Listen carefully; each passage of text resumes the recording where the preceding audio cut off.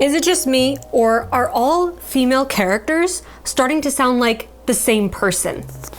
I know I said this last month about male characters in this video where I exposed some of the cringy, cliche tropes that are dominating the reading world lately with male characters that are, in my opinion, kind of ruining male characters. But after making that video, I realized this has become a problem for female characters too. And no, it is not a problem for Emma.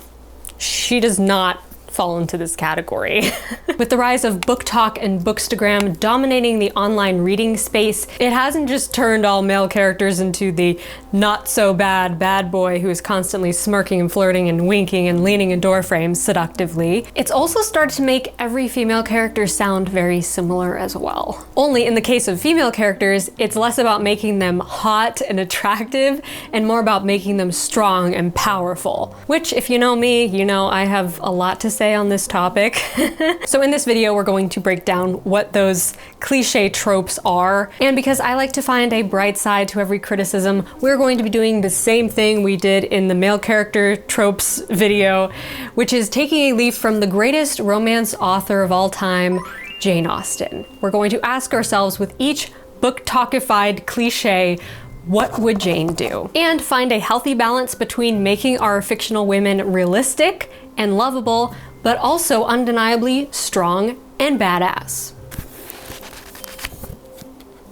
Welcome back if you're new here. I'm Abby and I help writers make their stories matter and make their author dreams come true. And if that's something you're on a mission to do, you're going to want to subscribe to this channel. I post videos every Wednesday and I would love to have you here in the community. First annoying trope is competitive masculine energy. This, in my opinion, is the most problematic thing about the strong female character trope. It's not that women cannot be as strong and courageous as men. Of course they can be. The problem lies in thinking that strength has to look exactly the same for women as it does for men.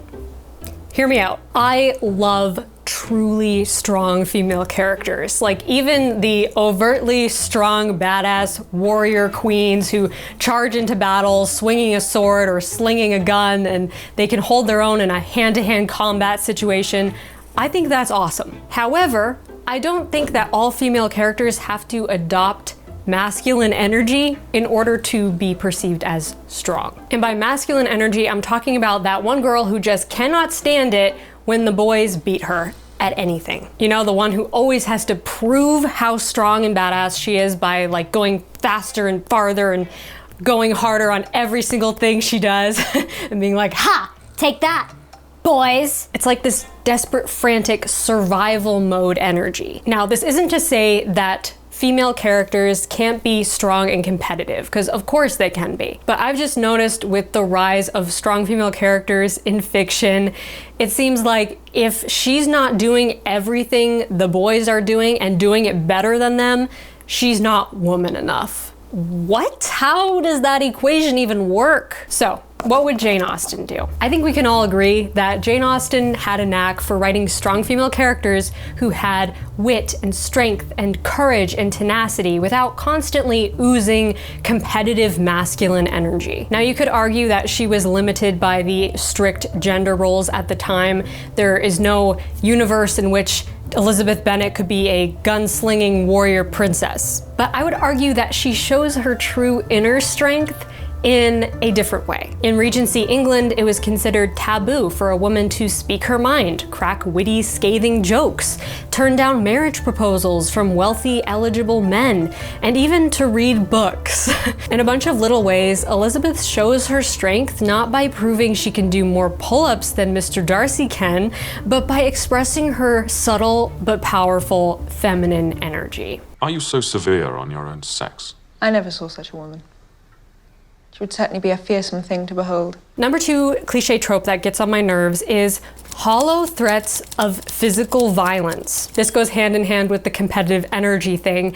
And you see this a lot in romantasy, but honestly anything that has enemies to lovers romance in it. And I understand why we like this. It can be occasionally cute and funny for the girl to pull out a knife and press it to the love interest's throat and be like, when this is over, I'm going to destroy you. But believe me when I say, a little goes a long way. If every other scene, your main girl character is holding the love interest at knife point or gun point or sword point and threatening to kill him or threatening to beat him up, it's going to get old pretty fast, especially if she never makes good on any of these threats. It's just redundant. And I think what writers are trying to do here is like try to ramp up the sexual tension and the romantic chemistry. But I think we can be more creative than this. I think we can find a better way. I don't think it has to be a knife to the throat in order to build romantic tension between enemies or rivals. What would Jane Austen do? Let's face it, Jane was a master at creating subtle romantic tension, all without ever having one character hold the other character at knife point. Jane Austen's heroines wield a different kind of weapon, usually with wit. Think Emma and Mr. Knightley's non-stop banter. He calls her out and often criticizes her behavior, but she always pushes back, and there's a sense of mutual admiration hidden beneath the angst. Or Elizabeth and Darcy verbally sparring over their differing opinions during the tasty forced proximity of a ballroom dance. Why do you ask such a question? To make out your character, Mr. Darcy. And what have you discovered? Very little. To hear such different accounts of you has puzzled me exceedingly. I hope to afford you more clarity in the future. There's still plenty of tension and angst, and sometimes genuine anger, but it's so much more intellectual and therefore more delicious. And number 3, which kind of branches off of number 2, "I hate you," she says, kissing him. That's an actual quote from literally every romantasy book I've ever read. Bonus points if you pair it with a hollow threat of physical violence. No, but seriously, this is one of those enemies to lovers classics that usually precedes a makeout session with said sworn enemy. Oh, and if you forgot that he's a sworn enemy, don't worry, you won't, because you will be reminded every 2 paragraphs. You guys know how much I love enemies to lovers, so this is not throwing shade on enemies to lovers. However, I think we can do better than this. I think we can be more subtle, not so on the nose all the time.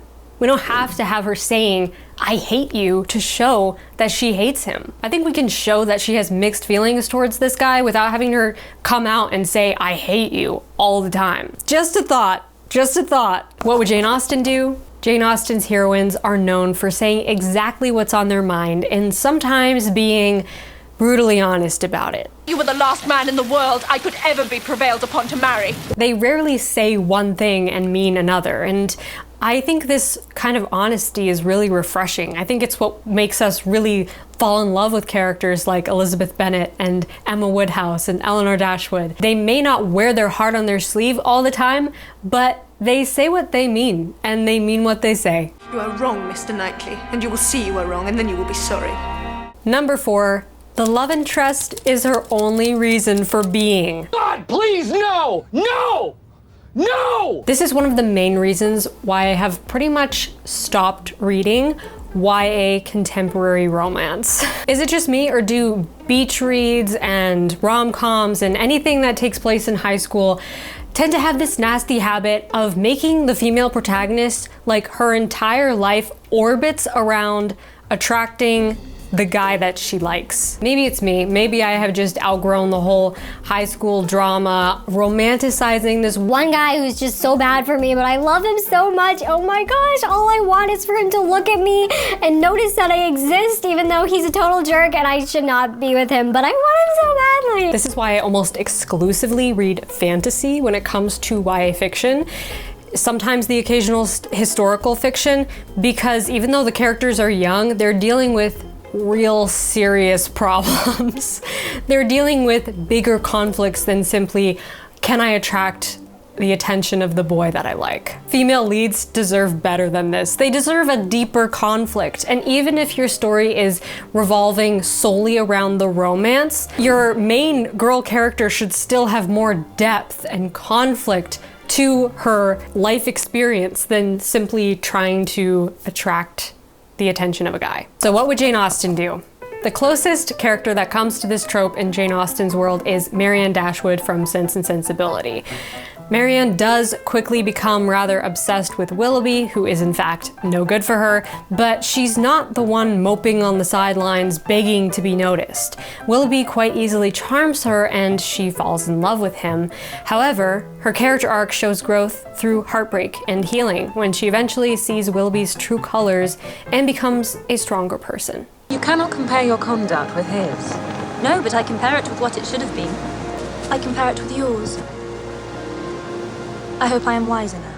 So all that to say, the unrequited love with a girl being obsessed with the guy, with her entire life centering around the love interest, it can be used as a good plot device, a good starter for your story, but ultimately you want to give your character more depth than that. And finally, trope number 5, the clever best friend who has no life of her own. This one's a little offbeat, I know, it doesn't apply to the main character, but it's something that personally annoys me every time I see it. You know that one friend that the female protagonist is always calling or texting when she has a bad day? The one who drops everything in her life because apparently she doesn't have anything else going on in her life to go over her best friend's apartment with a bottle of wine and help her cry out her problems. She's always conveniently single, childless, and always emotionally attuned to the main character's internal problems. These best friend characters are usually used to move the plot forward or help the main character talk out their problems and get the conflict out in the air. But they often don't feel like real people to me because they don't feel like they have real lives of their own. And sometimes it feels like this unfair one-way relationship where the best friend is giving everything